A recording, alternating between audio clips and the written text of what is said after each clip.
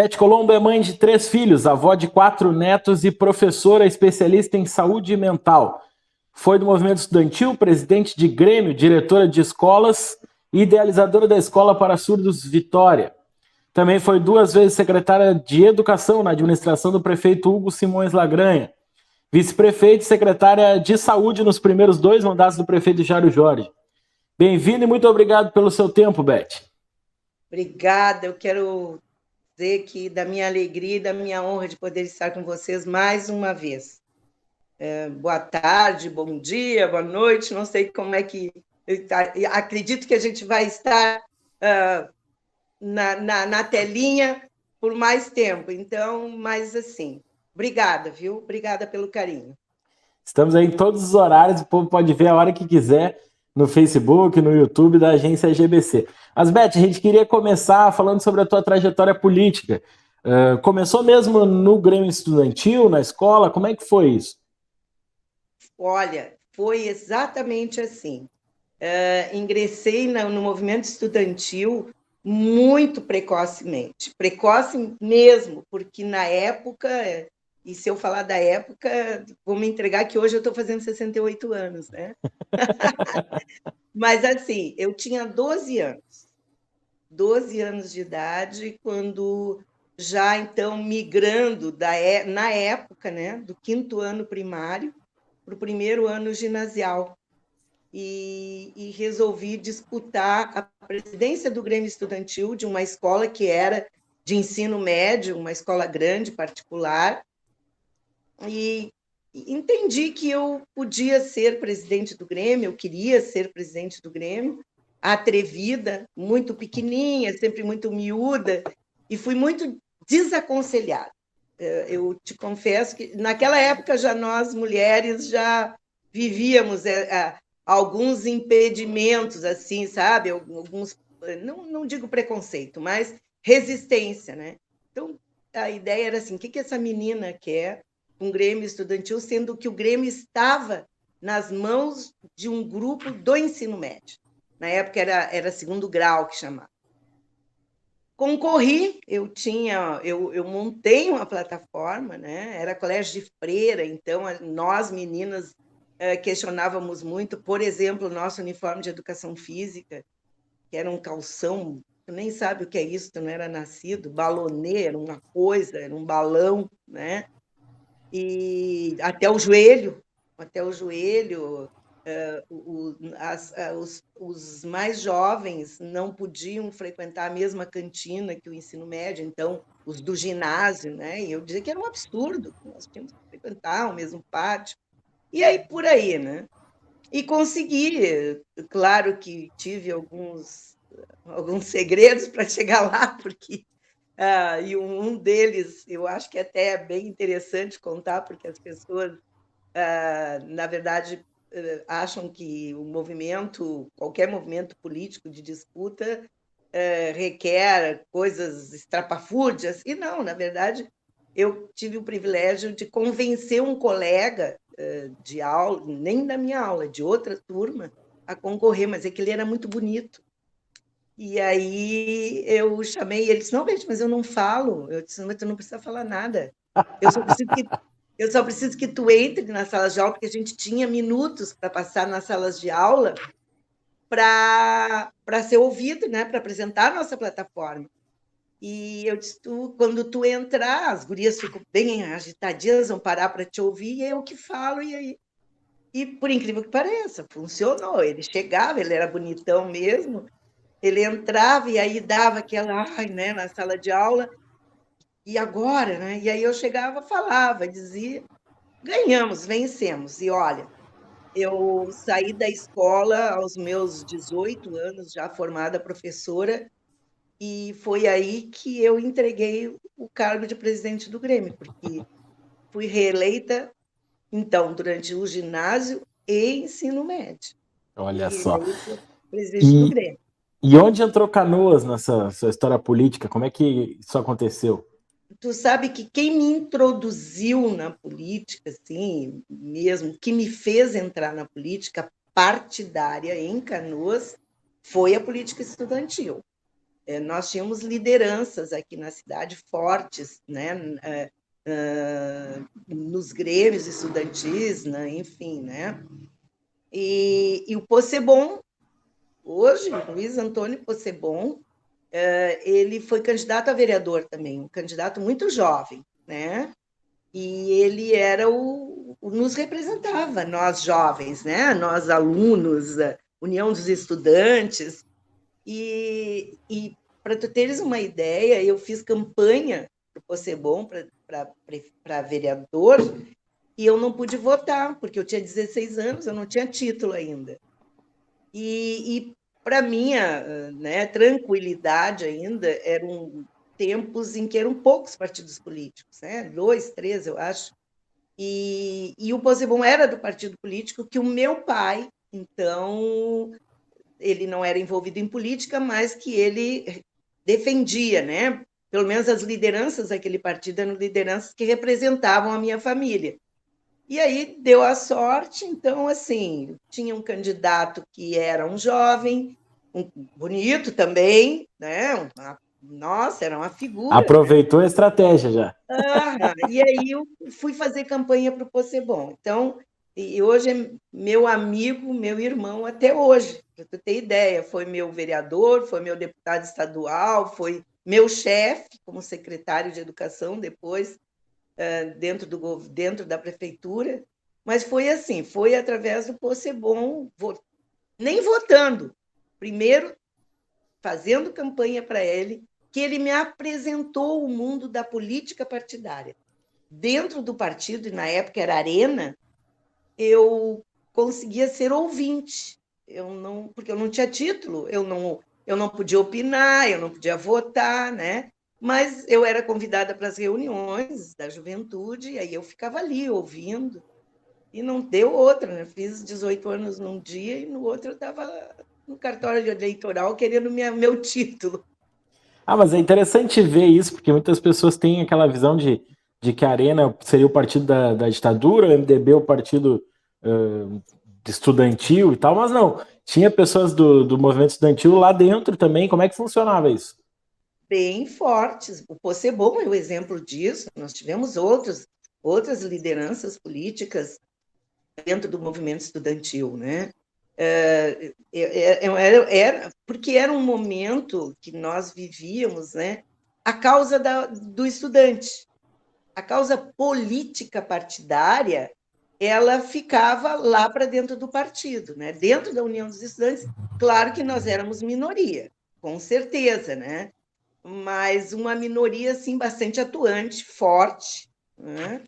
E com isso assim nós conseguimos primeiro conviver muito bem, sermos respeitados, tanto que o Possebon se elegeu vereador, né? Mesmo sendo da Arena, mas ele se elegeu vereador, ele nos representou a nós jovens, né, estudantes, enfim. Era diferente. Havia, sim, uma disputa ideológica, né? Que hoje eu até não consigo nem ter ideia mesmo como é que era, né? Porque isso foi antes da Revolução, né? Antes da Revolução. E aí depois, quando veio a questão da Revolução, os grêmios foram sendo extintos, nem sendo os grêmios não, mas a União dos Estudantes sim, né? E aí a gente... Mas era um convívio muito bom, virava tudo festa, e era uma alegria. E eu, dentro da escola, sim, cumprindo com os meus compromissos de plataforma, né? Assim, eu consegui mudar a questão do uniforme de educação física, passamos a todos comprar na mesma cantina, o ter direitos, fazer festas. Fiz muita festa. Imagina, conjunto ao vivo, as Era irmãs. festeira na época de escola, velho. Muito, muito, muito, muito, muito. Muito! Tu não tem ideia de quantas reuniões dançantes no salão de festas da escola nós realizamos. E assim, ó, famosas.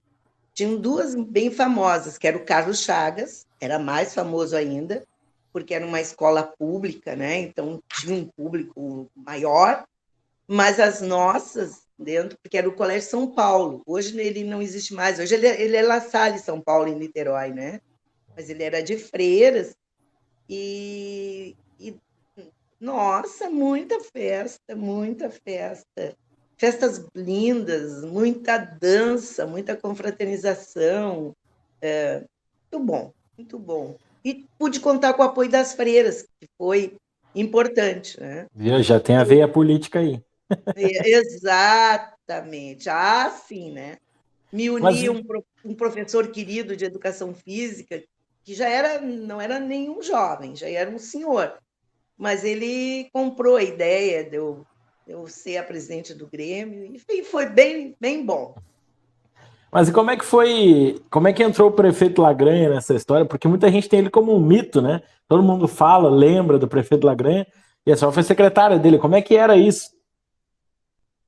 Olha, eu vou te dizer uma coisa. O prefeito Lagranha foi um mestre, né? Foi um mestre. Eu posso te dizer que ele, de certa forma, até me preparou. Por muito tempo, ele me preparou para eu chegar a ser vice-prefeito. Claro que, né, o foco, de repente, não fosse esse, mas ele me preparou para ser uma gestora pública, porque durante os governos dele eu sempre estive muito próxima dele, né? Até mesmo quando professora em sala de aula, diretora de escola, né? Ele me mostrava, para tu teres uma ideia, ele tinha um mapa de Canoas dentro do gabinete dele, e ele me chamava e dizia para mim assim: eu vou te mostrar o que Canoas tem que ninguém enxerga. Aí ele me mostrava as entranhas da cidade. O que era isso? Era toda a parte de canais, canalização, galeria. Ele me mostrava. Poucas pessoas sabem, né, que a Venâncio Aires é uma galeria, né? Passa ali embaixo, dá para passar um carro lá dentro, né? Eu não Tem. sabia, inclusive. Pois é. E ele dizia: ninguém vê, Beth, está enterrado, mas foram obras extremamente necessárias para não termos as enchentes em Niterói, né? Depois vieram os diques e coisas, foram juntas, né, as obras. Então, ele, de fato, e ele acreditava muito, ele confiava muito em mim, né? E eu, com ele, era com certeza, todo mundo sabe que ele foi, né, um prefeito, um cidadão muito rabugento. Quando ele resolvia não querer alguma coisa, quando ele dizia para mim assim, ó, tem caroço nesse angu de linguiça. Pronto, pode ter certeza que ele ia remexer porque estavam propondo alguma coisa que ele não concordava, né? Mas muito sério, muito austero com a coisa pública. Ele era um homem, ele era servidor estadual, fazendário, né, de fiscalização, inclusive. E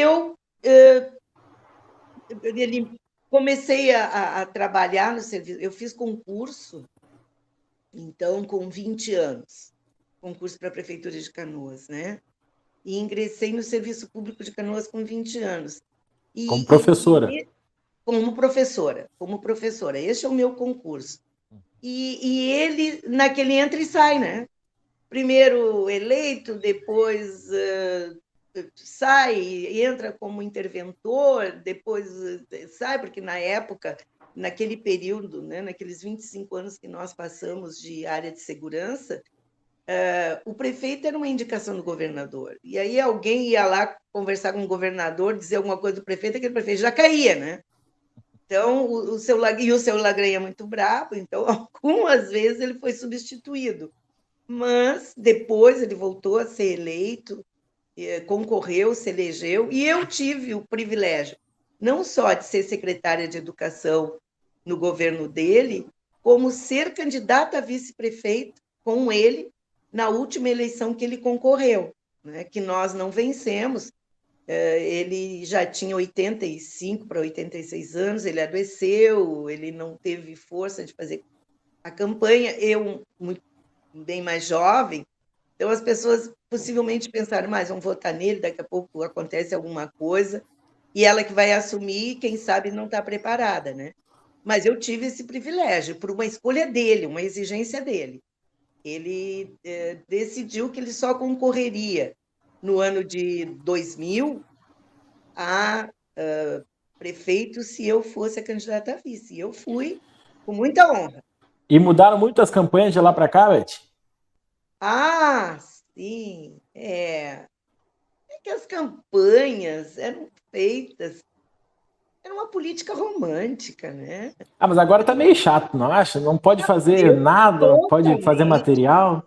totalmente, totalmente. Agora ela virou, ela foi, a eleição foi burocratizada, né? Burocratizada e judicializada, né? Então, tu não pode isso, tu não pode aquilo, cuidado que tu diz, cuidado que tu fala, cuidado. Na época, olha, eu sou do tempo em que a gente fazia um balde de cola, de grude, né? Pegava os cartazes, botava no braço e ficava esperando, um ficava esperando o outro colar para colar em cima, né?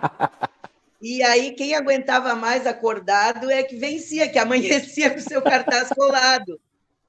Então, assim, ó, e muitas vezes nos encontrávamos nas ruas à noite, na madrugada, para colar os cartazes. Não havia nenhum tipo de uma agressão mais séria. Havia bateção de boca, correria com balde do grude na mão e coisa e tal. Ou tu estava terminando de colar e um já vinha e puxava, né? Mas era isso. E a gente fazia com coração, fazia. Eu ainda faço com coração, porque se o dia eu tiver que fazer política com fígado, eu não faço mais, né? Mas a gente sofre hoje numa campanha eleitoral, sofre muito, às vezes sofre até mais do que podia, né? Mas na época não, na época era muito tranquilo, se fazia, era bom, era muito bom. Muito bom. Mas voltando mais para a gestão pública, você foi secretária da Educação e também foi diretora e teve a ideia da Escola Vitória, né? Como é que foi esse processo e o que, que mudou de lá para cá, nessa rede de educação? Deixa eu te dizer assim, eu fui diretora de escola municipal, né? Mas eu iniciei a minha carreira no magistério no Instituto Pestalozzi. Foi a primeira escola que eu trabalhei. Eu tinha 18 anos quando eu fui trabalhar no Instituto Pestalozzi. Um grande desafio, uma escola tida para... porque na época, né, se fazia uma grande confusão com a questão das síndromes, das deficiências, né? E que tinha mais na escola até era a questão de disciplinar. Né? O aluno dava problema em alguma escola pública, é porque ele tem alguma deficiência e manda para o Pestalozzi. Depósito. Exato. E aí eu comecei lá alfabetizando. E no que eu me apaixonei, eu posso dizer que eu sou uma pestalozziana até hoje, né? Apaixonada pelo Pestalozzi. Mas aí eu, então, tinha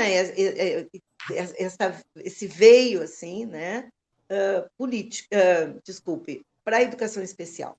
Mas político também, porque começaram cedo, né? Com 12 anos a É, política, 18 Pestalozzi. mas assim, eu comecei a me encantar com a educação especial, né? E especialmente pelas dificuldades que a educação especial sempre viveu e continua vivendo, né? Embora hoje tenha inclusão, é um avanço, mas ainda a Pestalozzi ainda vive dificuldades, assim como outras escolas. Escola Concórdia de surdos em Porto Alegre fechou, né? Mas voltando assim, e aí eu comecei a me dedicar muito à questão da educação especial. Quando eu fiz o concurso na prefeitura, eu cheguei numa escola tradicional, pública, lá em Niterói, a Escola Santos Dumont. E, meu Deus, aquilo era chamado Cantão de Niterói na época. Hoje, né, é uma maravilha. E Hoje quando é eu no meio da cheguei, Niterói. hoje, no meio da Niterói, maravilhosa. E quando eu cheguei, não foi comigo, não foi um privilégio meu, isso, todos que chegavam novos, era dito assim: olha, o que sobrou para ti foi isso, porque as mais antigas já tinham se organizado, né?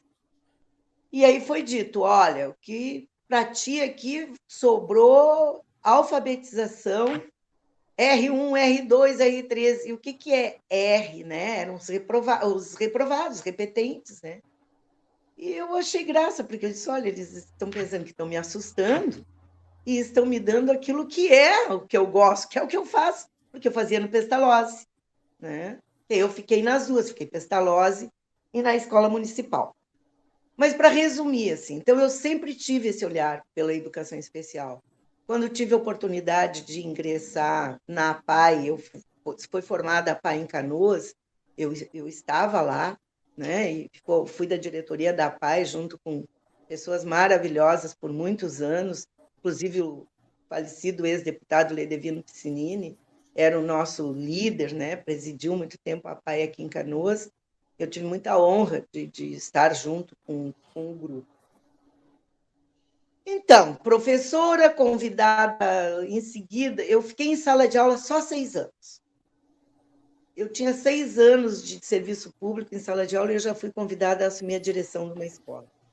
Eu assumi a direção da escola, primeiro a Escola Santos Dumont, eu fiquei na vice-direção, que não era oficializado, né? Não tinha. Hoje nós temos, né, dentro do organograma da escola, a vice-direção. Na época não tinha. Fiquei 1 ano e meio e aí fui convidada a assumir a direção da escola Rio de Janeiro, que hoje é minha vizinha aqui, na época era Matias Velho, um barro, uma coisa. E eu vim ser, então, diretora da escola Rio de Janeiro. Na escola Rio de Janeiro, como diretora, eu não durei muito tempo. Eu fiquei, amava a escola, uma coisa, me identifiquei com a comunidade, foi um trabalho maravilhoso. E aí, eu acho que também, porque foi um trabalho bem sucedido, eu fui chamada para ir para dentro da Secretaria de Educação. Quando aparece muito. Aí eu fui para a Secretaria de Educação, assumi como a primeira diretora de uma diretoria que chamava DEPAS, DEPESA, que era DEPESA. Era um departamento que cuidava de toda a manutenção de prédios e móveis e projetos de construção de escola. Tomou um gancho mais uma vez. E aí, assim, eram 4 capatazias com operários, aí ele tinha carpinteiro, pedreiro, ali tinha marceneiro, ali tinha, e eu tinha que fazer a manutenção e cuidar das escolas, não só aqui de Canoas, né? Hoje, porque no segundo distrito, nós chamávamos Santa Rita, também era, né? Então, também de lá. Às vezes saía com um caminhão, junto com os operários, ia para Santa Rita e lá ficava o dia inteiro fazendo a manutenção dos prédios. Fiquei ali, fui diretora, né? E aí vem a minha primeira oportunidade para ser secretária de educação. E aí, então, já em 84, eu também no DEPES eu não fiquei muito tempo. Eu fiquei, eu acho que uns 2 anos e meio, não foi 3 anos. E aí fui chamada para ser secretária de educação. Foi a minha primeira experiência na Secretaria de Educação. E onde é que surge a Escola Vitória nisso? Bom, eu fui diretora, enfim, olha bem como as coisas acontecem. Eu mudo o governo e assume um governo, então, de oposição, né? E neste governo de oposição, que assumiu o prefeito Lourenço Giacomazzi, que é uma pessoa que também grande estima e admiração, só que não pactuávamos politicamente. E aí, o que eu fui fazer?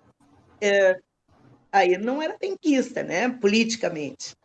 Aí tinha questões. Então, eu fui convidada, isso anos depois, já tinha saído do Pestalozzi, já tinha vivido isso tudo, a retornar para o Pestalozzi, porque o Pestalozzi estava mudando toda a direção, a diretora havia falecido, o professor Armando Virti, que era pró-reitor na UBRA na época, estava assumindo a escola, e ele me chamou para assumir a coordenação da escola, do Pestalozzi. Olha a vida, né, que volta. Eu volto para o Pestalozzi, e lá eu fico 8 anos. Diretora, coordenadora, fazendo a gestão do Pestalozzi, fazendo campanhas de recuperação e coisa. E, bom, muda de novo, né? Muda de novo. Aí elege um outro prefeito, 8 anos depois, e o prefeito aí é do meu partido. E aí ele me convida a retornar para a prefeitura. Qual prefeito?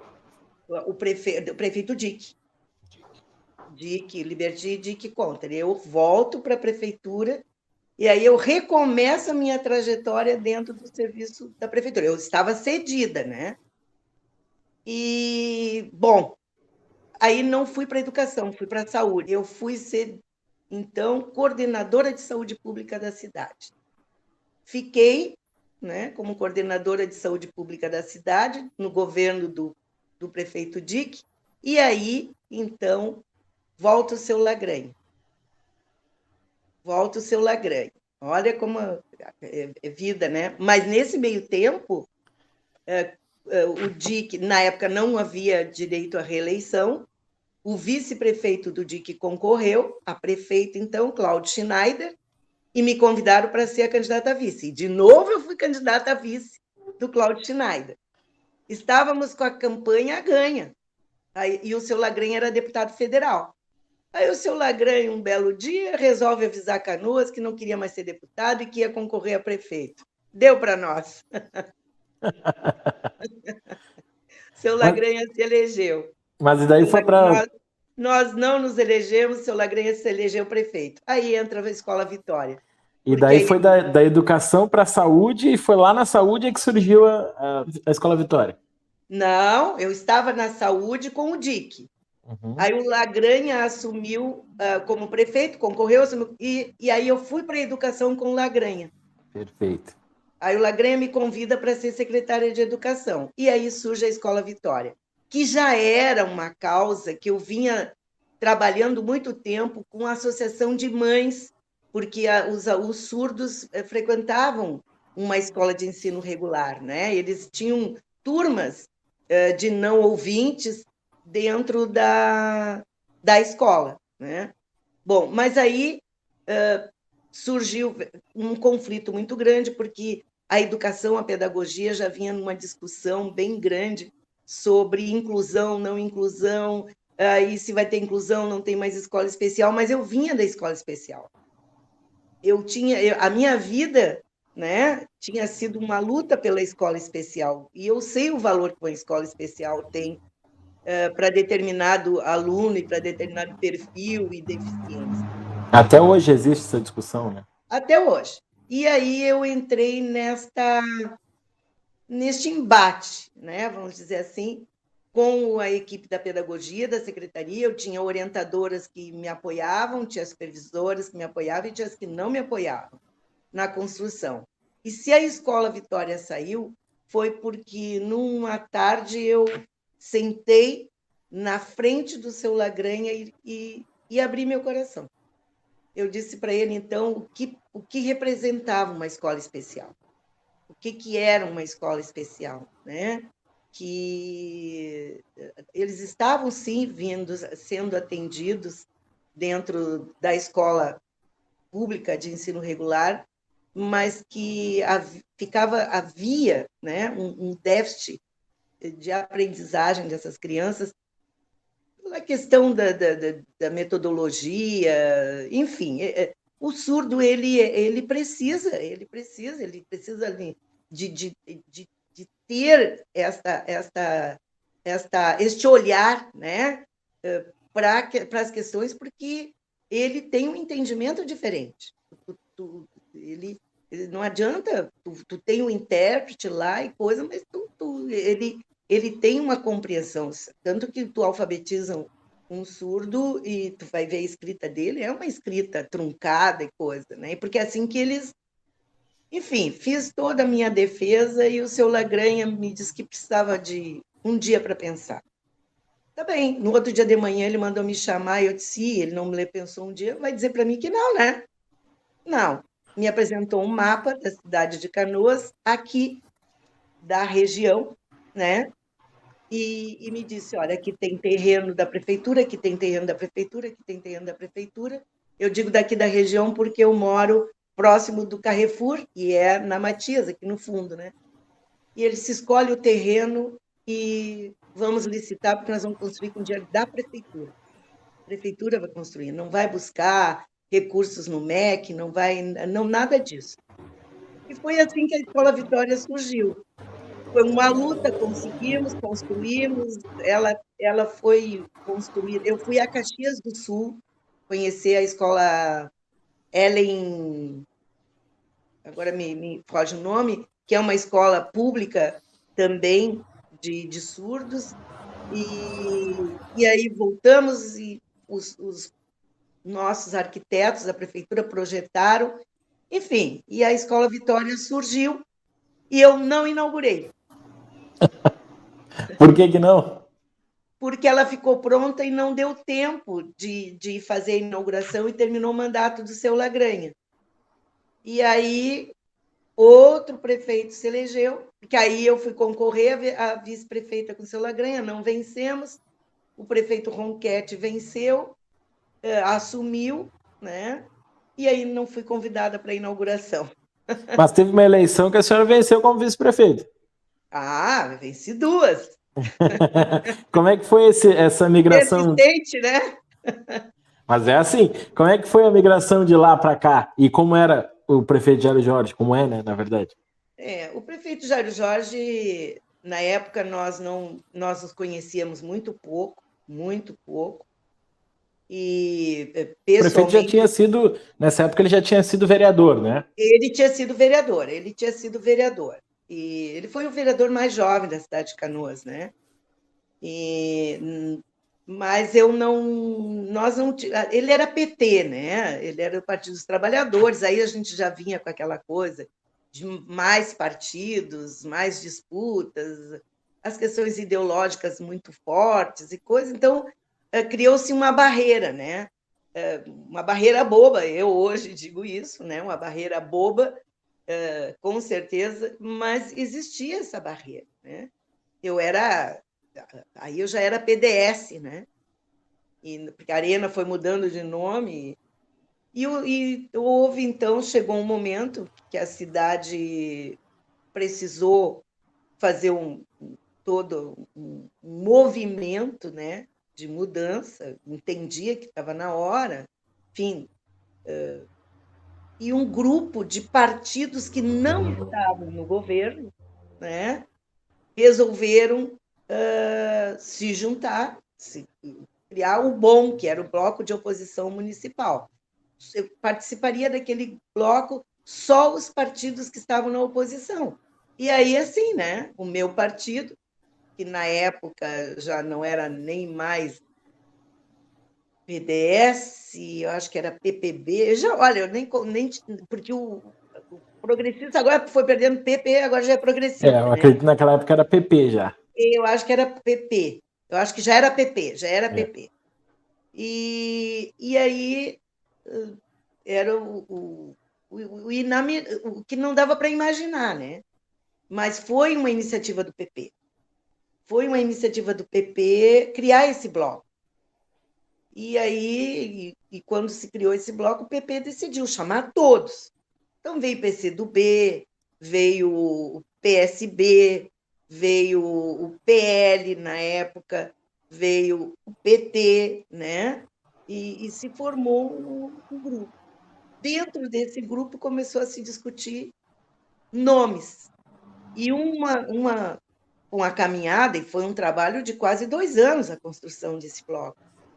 chegou-se à conclusão de que o partido que tinha nomes preparados para serem candidatos era o PT. O Jairo Jorge, né, ou o Marco Maia, que eram dois nomes fortes, né?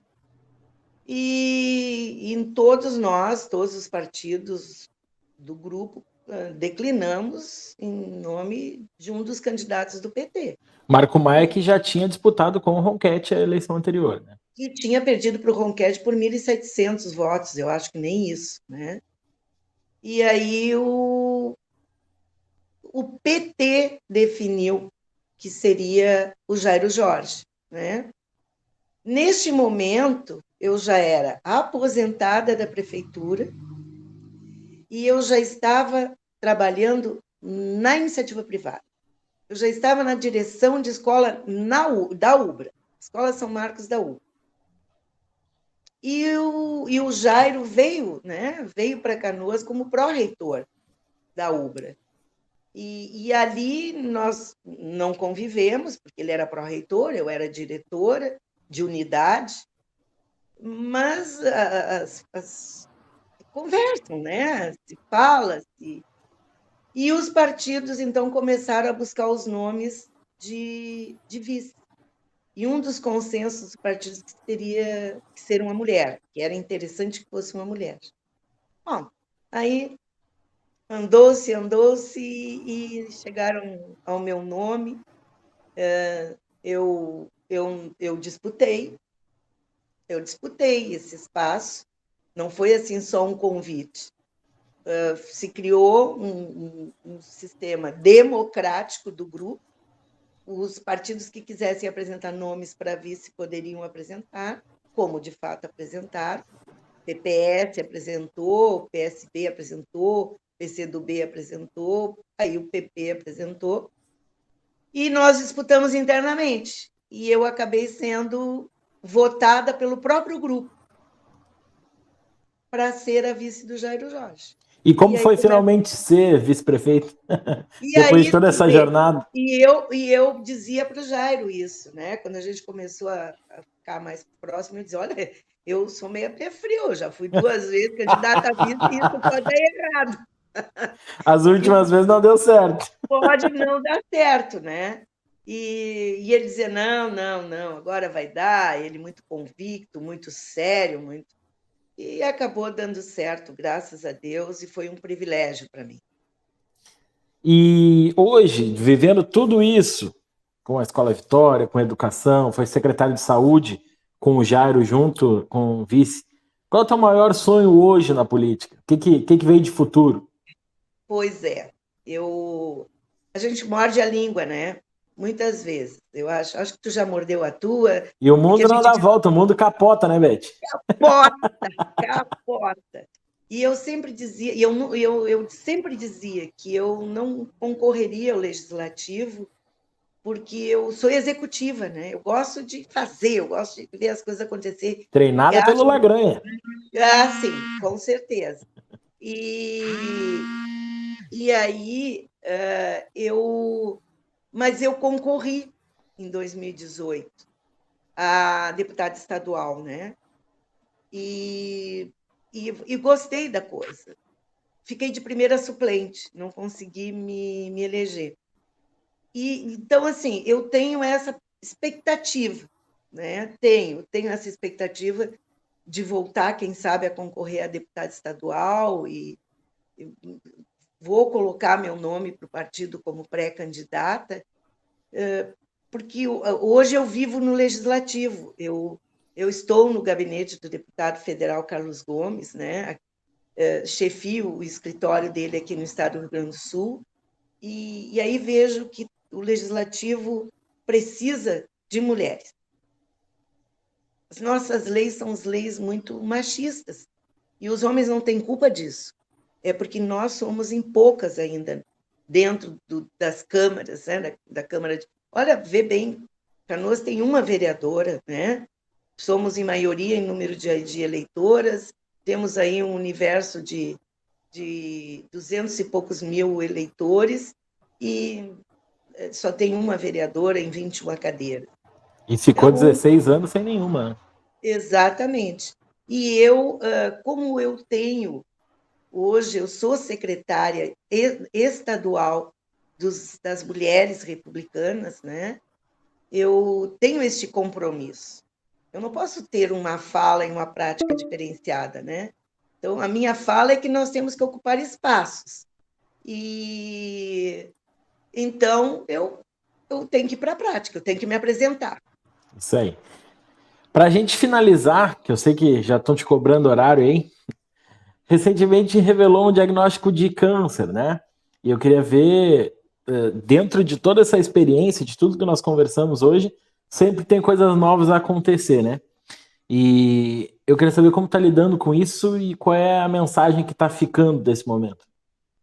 Olha, a minha mensagem para mim é que eu não sabia nada. Eu pensei que tivesse controle das minhas coisas, da minha vida, da minha família, imaginava, né? E hoje eu tenho certeza que a gente não sabe nada, absolutamente nada. Eu sou uma mulher de 68 anos hoje, como eu disse, né? E que desde que iniciei a minha vida, casei, né? Iniciei minha vida, enfim, sexual e de mulher, fazendo meus exames de rotina, de preventivos, religiosamente. Eu jamais deixei passar um ano de um exame. Sou muito, muito disciplinada nesse sentido, né? Nunca tive complicação nenhuma, nenhuma, nem ginecológica, nem fiz, e exatamente por ser assim, em 2020, mesmo em plena pandemia, fiz meus exames de rotina, preventivos, estava tudo bem, tudo tranquilo. E aí, um ano depois, esse ano, fui fazer, e lá estava, né, um nódulo no meu seio, no meu peito direito, e ainda já com uma infiltração na axila. Então, segundo os médicos, ele é agressivo exatamente por isso, porque em pouco tempo ele já também irradiou, né, para a axila. Impactou, assustou, amedrontou, e aí começaram é um périplo, né, de exames, de investigação, porque aí a medicina quer saber o que mais tem nesse corpo, se é só ali, coisa. E eu passei, então, todo agosto e setembro fazendo essas investigações. E eu fiquei apta, início agora de outubro, eu fiquei apta a iniciar o tratamento. Fiz a primeira quimioterapia na sexta-feira, dia 15 de outubro, imagina, dia do professor.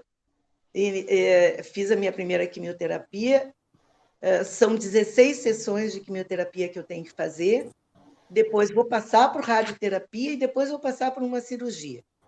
E posso te dizer que a experiência da quimioterapia é uma experiência assustadora, ela mexe completamente contigo, ela revoluciona as tuas entranhas, né?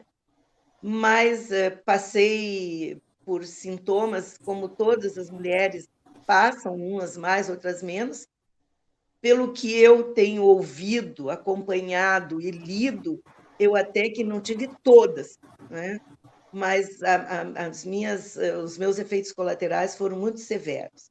Me judiaram muito, eu fiquei por 4 dias desconectada, né? O teu corpo não reage, a tua cabeça quer te fazer sair da cama, mas tu não sai, dá uma prostração, e eu tive muita, muita, muita dor de cabeça, que é um dos sintomas, né? Eles podem ter náuseas, eu não tive, e tem diarreia, constipação. Bom, aí é grande. Eu não tive, mas a dor de cabeça foi uma coisa violenta. Medicada, né? Acompanhada pela minha médica, medicada, eu fui superando as dores, né? E posso te dizer que ontem e hoje são os meus melhores dias depois da quimioterapia. E eu fiz, vê, hoje é 25, eu fiz no dia 15, né? Então, mas também, pelo menos é a informação que eu tenho, que as primeiras sessões são mais violentas. né? Não a sessão, porque enquanto faz não tem, depois o efeito. Mas eu estou firme, estou com força, estou com fé e tenho a certeza de que chegou para mim mais um desafio. Em pouco tempo aqui, tu viu quantos desafios. Isso que eu não te contei tudo, né? Nós vamos ter que fazer outra entrevista para te contar todos os outros desafios. Mas é mais um. Eu tomo como mais um. Em nenhum momento eu perguntei para Deus por que eu. Porque senão eu teria que perguntar por que eu sou tão feliz com meu marido, por que eu sou tão feliz com a minha família, por que eu tenho netos maravilhosos, filhos maravilhosos, uma mãe com 90 anos, dona da vida dela, por que eu tive todo o privilégio de passar por uma história bonita de vida que eu passei. Eu não pergunto, eu só digo, estou aqui, vamos lá, vamos vencer essa também. Qual é a mensagem que fica para quem está passando por isso também? A coragem.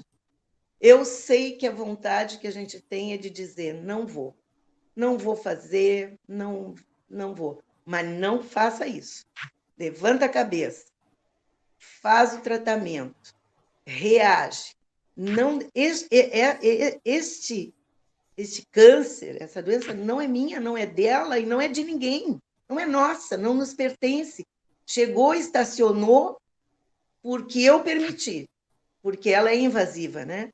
Então, em algum momento, eu baixei a guarda e ela entrou. Mas assim como ela entrou, ela vai sair de mim e vai sair de quem acreditar nisso e for disciplinada com o tratamento. Não tem como ser diferente.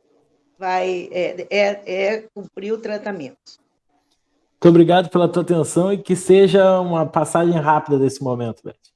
Obrigada, Serai, muito obrigada mais uma vez. Eu vou ser sempre muito parceira de vocês, exatamente pela oportunidade que me dão sempre. Conta conosco também. E acompanho. Que bom. Um abraço. Tchau, obrigado, Beth. Histórias como essa você acompanha no Entre Linhas, projeto da agência GBC, sempre no YouTube e no Facebook. Até a próxima.